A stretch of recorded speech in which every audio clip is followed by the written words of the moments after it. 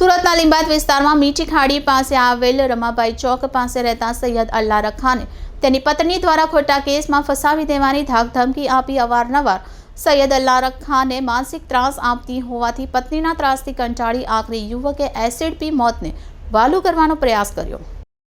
સુરતના લીંબાયત વિસ્તારમાં મીઠી ખાડી પાસે આવેલ રમાબાઈ ચોક પાસે રહેતા સૈયદ અલ્લા રખાને તેમની પત્ની દ્વારા ખોટા કેસમાં ફસાવી દેવાની ધાકધમકી આપી અવારનવાર સૈયદ અલ્લા રખાને માનસિક ત્રાસ આપતી હોવાથી પત્નીના ત્રાસથી કંટાળી આખરે યુવકે એસિડ પી મોતને વહાલું કરવાનો પ્રયાસ કર્યો છે, જેના કારણે હાલ યુવક સૈયદ અલ્લા રખા સિવિલ હોસ્પિટલમાં જીવન અને મરણ વચ્ચેની લડાઈ લડી રહ્યો છે।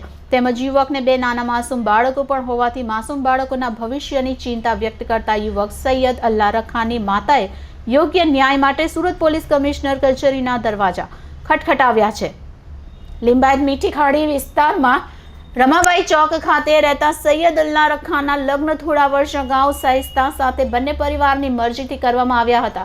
સૈયદ અલ્લા રખા તેમજ સાહિસ્તાના લગ્ન જીવનથી તેઓને 10 વર્ષ પુત્રી તેમજ 5 વર્ષીય પુત્ર છે। બંને બાળકના જન્મ થયા બાદ સાહિસ્તા વારંવાર નજીવી બાબતે ઝઘડો કરી છૂટાછેડા લેવા માટે પોતાના પતિ સૈયદ અલ્લા રખાને તેમજ તેની માતાને ખોટા કેસમાં ફસાવી દેવાની ધાકધમકી આપી છૂટાછેડા આપવા માટે માનસિક ત્રાસ આપતી હતી તેમજ છૂટાછેડા લઈ પૈસાની માંગણી પણ કરતી હતી, જેથી કાયમના ત્રાસથી કંટાળી સૈયદ અલ્લા રખા દ્વારા તેની પત્નીને યોગ્ય રકમ આપી છૂટાછેડા લીધા હતા તેમજ બાળકો પોતાની પાસે રાખ્યા હતા।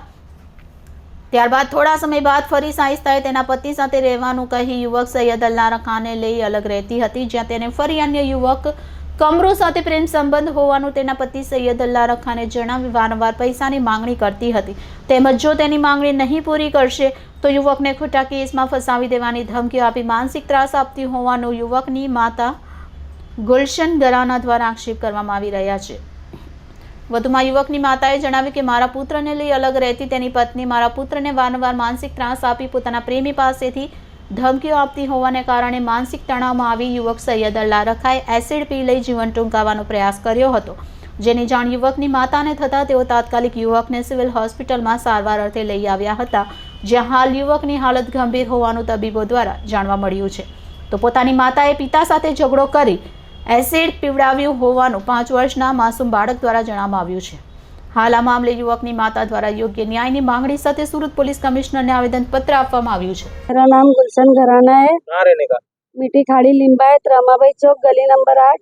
और मेरा लड़का मेरे से अलग होके गया था और उसके बाद डिवोर्स लिया उसने, और डिवोर्स लेने के बाद में वो मेरे लड़के को ले गई और उसके आशिक की धमकी दे दे के उसको डरा धमका के रखी और उससे उसके ऊपर अत्याचार करती थी।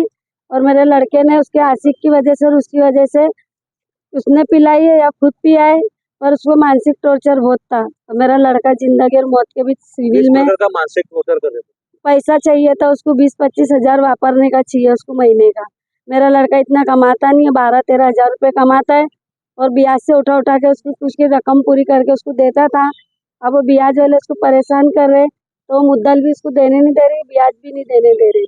आपके लड़के ने शादी की थी और कब डिवोर्स लिया था? डिवोर्स लेने 6 महीना हुआ इसको। उसके बाद क्या हुआ? उसके बाद 1.5 महीने के बाद वो लेके चली गई मेरे घर से। और ये कमरू कौन है? ये उसका आशिक है। किसका आशिक? साहिस्ता, शेख सलीम की लड़की। साहिस्ता कौन? उसी मेरे घर की लड़के की औरत जो डिवोर्स ले चुकी हूँ। ये आप कहाँ पे आए? मैं कमिश्नर ऑफिस में आई हूँ और मैं मेरे को इंसाफ चाहिए। मेरा लड़का जिंदगी और मौत के बीच में है।